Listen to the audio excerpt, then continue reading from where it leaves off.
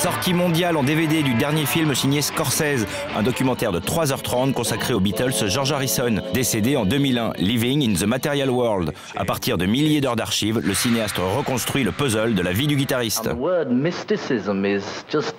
Being arrived at through people's ignorance. There's nothing mystical about it, only that you're ignorant of what that entails. Je me disais que 3 heures, bon, et puis, tu te fais pas chier une seconde. Et donc il consacre 2 heures, 1h30 aux Beatles, il y a 1h30 Beatles, et 2 heures à ce qui s'est passé après les Beatles. Depuis que Martin Scorsese fait du cinéma, il n'a cessé de tisser une toile entre son œuvre et le rock'n'roll, que ce soit avec les bandes originales de ses films qui font office de compilation ultime, ou les multiples documentaires qu'il a consacrés à la musique à cheveux longs. Enfant des années 40, Martin Scorsese assiste à la naissance du rock'n'roll en 1954, qui deviendra la BO de sa vie. Dès le début de sa carrière cinématographique comme monteur, c'est déjà par cette pulsation binaire qu'il est attiré. Mais Scorsese, en fait, il a le bug depuis qu'il a 19 ans, quand il était le monteur de Woodstock. Il a participé au montage triple écran de Woodstock, ça serait son idée, le triple écran. Et à partir de là, il a le bug.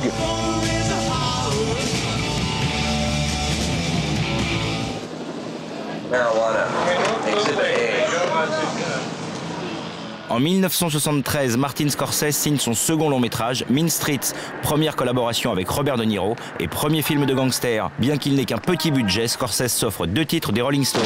Plus le temps passe et plus finalement il trouve une rédemption de tous ces films de gangsters dans lesquels il y a quand même des BO étonnamment rock'n'roll. Hein.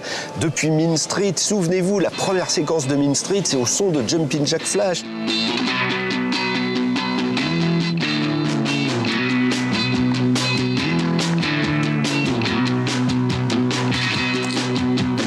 Avec Mean Streets, Martin Scorsese invente une nouvelle façon de faire du cinéma, réconciliant si besoin était fans de rock et cinéphiles. Par la suite, toutes les bandes originales de ses films seront estampillées rock'n'roll.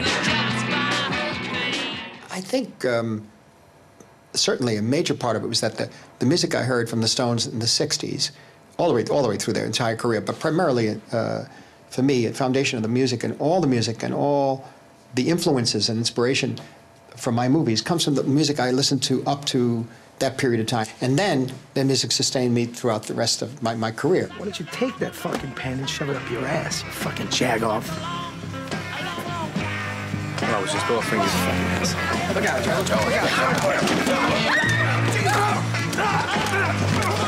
Tous les films de Scorsese, à partir de Mean Street, qui effectivement ont une bande-son omniprésente et super rock'n'roll. Moi, le disque de la BO de Casino est une compile de rêve.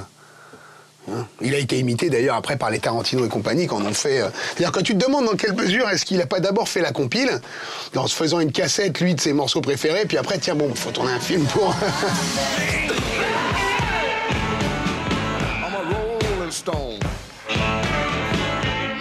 Mais depuis Woodstock en 1969, l'histoire d'amour entre Scorsese et le rock'n'roll se conjugue aussi sur le mode documentaire. En 1976, le groupe The Band s'apprête à se séparer. Ce sera sur scène et devant les multiples caméras du cinéaste. Il fait ça dans un décor sublime, vraiment dans une boîte à bonbons à San Francisco, avec Muddy Waters, Dr. John, tout le monde, Dylan évidemment.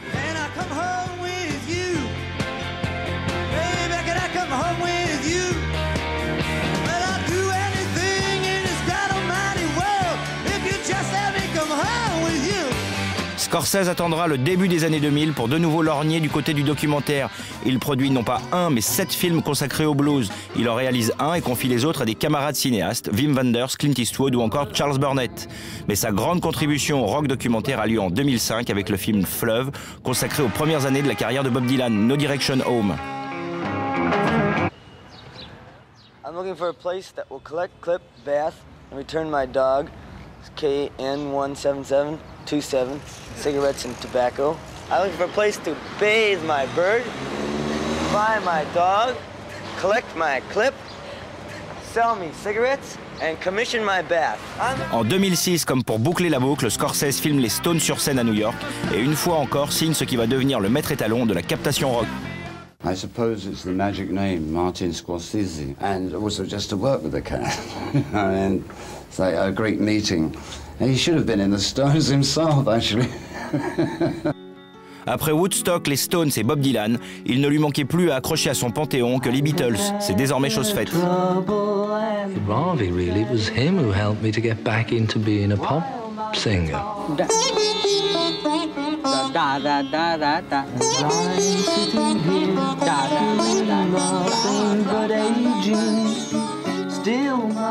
Allez, on lui donne la vieille accolade. Enfant du rock, Scorsese.